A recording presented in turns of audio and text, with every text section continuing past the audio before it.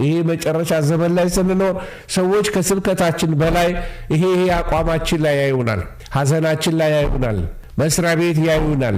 መስሪያ ቤት ጉቦኛ፣ መስሪያ ቤት ሰው የሚያመናጭቅ፣ አንድ ወረቀት ለመፈረም ብዙ መስመር ውስጥ ሰዎችን የሚያንከራትት ሰው ከሆንን ጤነኛ የክርስቶስ ምስክር አልሆንም። ጤነኛ የክርስቶስ ምስክር አልሆንም።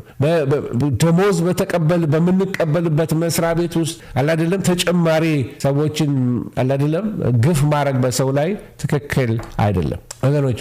ስለዚህ መልካም ዜጋ በመሆን እግዚአብሔር ሕዝባችን ክርስቲያኖችን ይባርክልን ወገኖች። ስለዚህ በአጠቃላይ ምን እያልኩኝ ነው?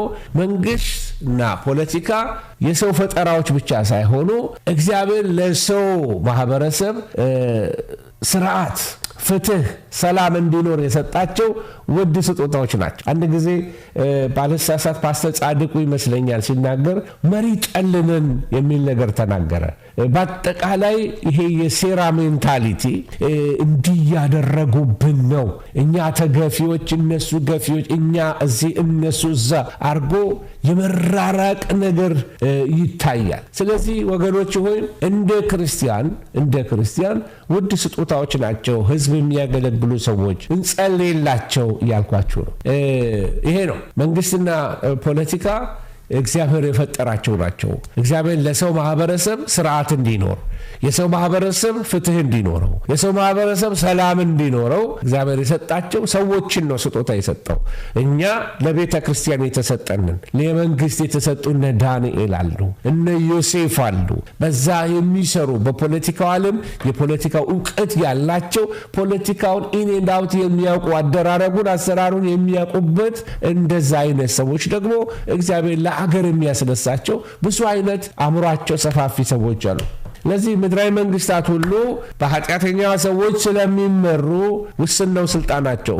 ሙሉ ስልጣን ያለው አብሶሉት ኦቶሪቲ ያለው እግዚአብሔር ብቻ ነው። ስለዚህ የክርስቲያኖች የመጨረሻውና ዘላለማዊ ተስፋ ሊሆን የሚገባው ደግሞ ፍጹም ፍትሃዊ በሆነው በኢየሱስ ክርስቶስ ዘላለማዊ መንግስት ላይ ብቻ ነው። ሁሉን ነገር የምድር መንግስታቶች አይፈቱልንም። አሜሪካ የዓለምን ሁሉ ችግር የራሷንም ችግር መፍታት አልቻለችም። የሰለጠኑት ታላላቅ አገሮች የራሳቸው መፍትሄ ማግኘት አቅቷቸዋል። ፍጹሞች አይደሉም። ቦዲ ሰው ይገላሉ፣ ቦዲ ደግሞ ዲሞክራሲ ብለው ይጮኻሉ። ብዙ ወንጀል ይሰራሉ፣ ብዙ ግፍ ያደርጋሉ። በሰለጠነው ሀገር ነው ዓለም ነው ብላችሁ። ምክንያቱስ ምድራዊ መንግስታት ሁሉ በፍጹም ሰዎች በመላእክት የሚመሩ አይደለም።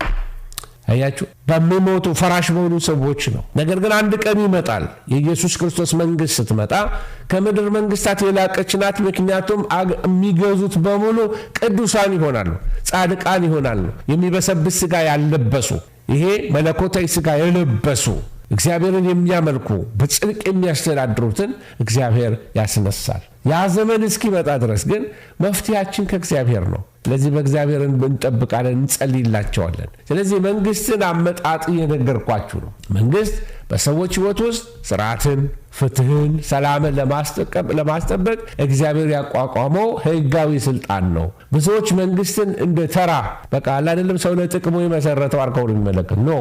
መጽሐፍ ቅዱስን ስናጠና የምንረዳው የመንግስት ስልጣን የመጨረሻውና ዋናው ምንጭ ራሱ እግዚአብሔር ነው። ራሱ እግዚአብሔር ነው ያቋቋመው። መንግስት የእግዚአብሔር አገልጋይ ነው። ሮሜ 13:14 መንግስት ብዬ ስናገር የሁሉንም ሀገር መንግስት ነው ማውራው። የሁሉንም ሀገር መንግስት ብዬ ነው ማውራው። ስለዚህ አገልጋይ እንግዲህ ይሄ በተለይ መጽሐፍ ቅዱስ የሚነግረን መንግስት የእግዚአብሔር አገልጋይ ነው ካለ ሮሜ 13 ላይ ይሄ አገልጋይ ይሄ መንግስት የተሰጡት ስራዎች አሉ።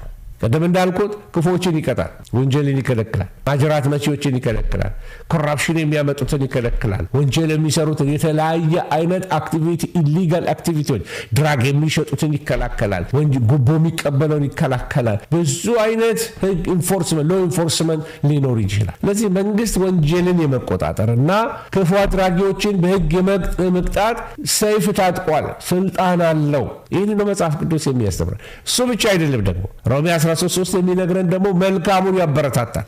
መልካም ብታደርግ ከእርሱ ምስጋና ታገኛለህ ይላል። አንዱ የመንግስት ኃላፊነት በጎ የሚያደርጉትን ማበረታታት ነው። በጎ የሚያደርጉትን ኢንከሬጅ ማድረግ ነው፣ እውቅና መስጠት ነው። ስለዚህ መንግስት ታማኝ፣ ህግ አክባሪ፣ ሰላማዊ ዜጎችን የመጠበቅ የማበረታታት በቃ እንደዚህ አይነቶችን መብታቸውን የማስከበር ኃላፊነት አለበት። ስለዚህ ኃላፊነት ያለበት ባላደራነት ነው። ስለ ፖለቲካ ይህን ካሰባችሁ፣ ስለ መንግስት ይህን ካሰባችሁ፣ እንዲህ አይነት ስራ ውስጥ ገብታችሁ መስራት የምታስቡ ክርስቲያኖች ከእናንተ የሚጠበቅ በጣም ከፍ ያለ ነገር አለ። ነገ ብዙ ፖለቲከኞች ወይም ደግሞ ሀገር የምትመሩ የፓርላማ ሰዎች ከዚህ ውስጥ ልትነሱ ትችላላችሁ። ለምድሪቱ ብዙ ወጣቶች እግዚአብሔር ሊያስነሳልን ይችላል። የሚቀጥለው ትውልድ በእውቀት እንዲነሳ ያስፈልገናል። ስለዚህ አንዱ የመንግስት አስፈላጊ ነው የምንለው ለምንድን ነው? ሰላምንና ስርዓትን ያስጠብቅልናል። አንደኛ ጢሞቴዎስ 2:2 የሚነግረን ይህንን ነው። አንድ ማህበረሰብ በጸጥታና በሰላም መኖር የሚችለው ጠንካራ የህግ የበላይነት ሲኖር፣ አያችሁ፣ ህግ በሌለበት ቦታ ላይ ህገ ወጥነት አለ፣ ትሬስፓስስ አሉ፣ በቃ ኢሌጋሊቲ አለ፣ የተለያየ አይነት ወንጀሎች ይሄዳል። አሁን አንዳንድ ላቲን አሜሪካ ውስጥ ሄዳችሁ ብትመለከቱ በሰው እጃችሁ ሊትራሊ በሰው እጅ ላይ ነው ያለው። ሊገሏችሁ በእነሱ እጅ ነው ያለው። ለዚህ አንድ ማህበረሰብ በጸጥታና በሰላም እንዲኖር ያስፈልጋል። መንግስት ያስፈልጋል። የመንግስት የጋራ ዜጎችን በሰላም ሊያስጠብቅ ያስፈልገዋል። እንዲሰሩ ዜጎች እንዲማሩ፣ አምልኳችንን እንድናከናውን፣ አካባቢያችን ሁሉ ሰላም እንዲሆን እንጠበቃለን ማለት ነው። ይሄ ለአንድ ዜጋ አስፈላጊ ነው ወገኖች። እና ሪሰንትሊ ወደ አገር ቤት የእይታን ጉዳይ ላሳያችሁ ነው። የእይታ ጉዳይ ነው። እኛ ባደግንበት ዘመን ላይ መንገድ ላይ ማሽንገን ሰዎች እንደዚህ ይዘው ሲሄዱ ወታደር አገሩን ሲያጥለቀልቀው በዛ ዘመን ያደግነው እና የወታደር ኃይለኛ ፍርሃት ይዘን ያደግነው፣ ፎቢያ ያለን አንወደውም።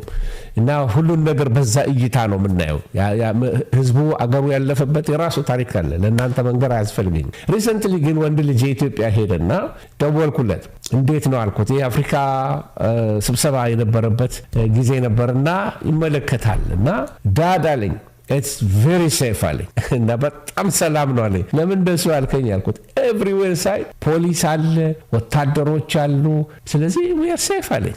እይታችን ነው። እኛ ጠመንጃ የያዘ ሰው ስናይ፣ ሚሊተሪ ልብስ የለበሰ ሰው ስናይ ያደግንበት ሁኔታ የሆነን ፊር ይፈጥርብናል። እሱ እዚህ ስላደገ እዚህ ተወልዶ ስላደገ ግን ያን ሲመለከት በማታ ወክ ያደርጋል። በማታ ወክ ሲያደርግ ሴፍ ነው፣ ምክንያቱም መንግስት አለ የሚል ሴኪሪቲ ተሰማው። በጣም ገር የእይታችን ልዩነትን ላሳያችሁ ይሄንን ምሳሌ ሰጠው። ስለዚህ መንግስት ዋና አስፈላጊነቱ ፍትህን ማስፈን። ኢሳይያስ 1:17 ይሄንን የሚናገር እግዚአብሔር ፍትህን ይወዳል። መንግስት በተለይ በድሆች ላይ፣ በሴቶች ላይ፣ የወላጅ አልባ ህፃናት ለተገፉ ሲደርስ ይሄ ሰማያዊ አደራ አለበት። መንግስት ሰማያዊ አደራ አለበት።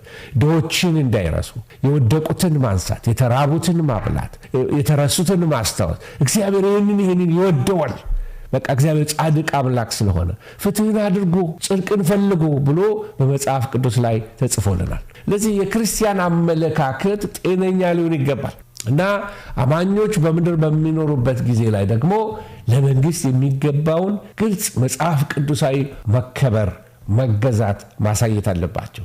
ክርስቲያኖች የሀገርን ህግ ማክበር አለባቸው። ቅድም እንዳልኳቸው የትራፊክ ደንቦችን ማክበር አለባቸው። ህጋዊ አሰራሮችን ማክበር አለባቸው። ክርስቲያን ጉቦ ሊሰጥ አይገባም። ክርስቲያን ጉቦ ሊቀበል አይገባም። ክርስቲያን ሌሎችን አንከራታች መሆን የለበትም። ክርስቲያን ለመሪዎቹ የሚጸልይ መሆን አለበት። አያችሁ፣ ለመሪዎች ሊጸልይ ይገባል። መሪዎችን የሚዋጋ መንፈስ የታሰረ እንዲሆን፣ ጨለማ የታሰረ እንዲሆን፣ በጽድቅ መምራት እንዲችሉ፣ እግዚአብሔርን እንዲፈሩ ወገኖች ሆይ እያንዳንዱን ሊጸልይላቸው ይገባል። ከዚህ በፊት በነበረን ጸሎት ላይ ለህግ ባለስልጣናት እንጸልያለን፣ ለአስተማሪዎች እንጸልያለን፣ ለዳኞች እንጸልያለን። ኢትዮጵያ ውስጥ የሚጸልዩ ብዙ 24 ሰዓት ጸሎት የሚባል አለ። ለምድሪቱ የሚጸልዩ ሰዎች እግዚአብሔር አስነስቷል። ወገኖች ሆይ ለመሪዎች መጸለይ በጣም ትክክለኛ ነው። በድሮም ዘመን ይጸልይ ነበረ። ምናልባት በጃንሆይ ዘመን የነበሩ ሰዎች የበለጠ ከኔ ይልቅ በደንብ ሊያስታውሱ ይችላሉ። ጠዋት ጸሎት አለ። ጠዋት ስንነሳ ጸሎት አለ እና ያ ጸሎት አንዱ ለሀገሩ መሪዎች ይጸልያል፣ ለንጉሱ ይጸልያል፣ ለሀገር መሪዎች ይጸልያል። ወገኖች ሆይ ለሀገር መሪዎች መጸለይ መጽሐፍ ቅዱሳዊ ነው። በቅን መንገድ እንዲሄዱ፣ እግዚአብሔርን እንዲፈሩ፣ እግዚአብሔር እንዲጠብቃቸው፣ እግዚአብሔር ማስተዋል እንዲሰጣቸው ልንጸልይ ያስፈልጋል። ወደ መጽሐፍ ቅዱሳዊ መረዳት ልንመጣ ያስፈልገናል።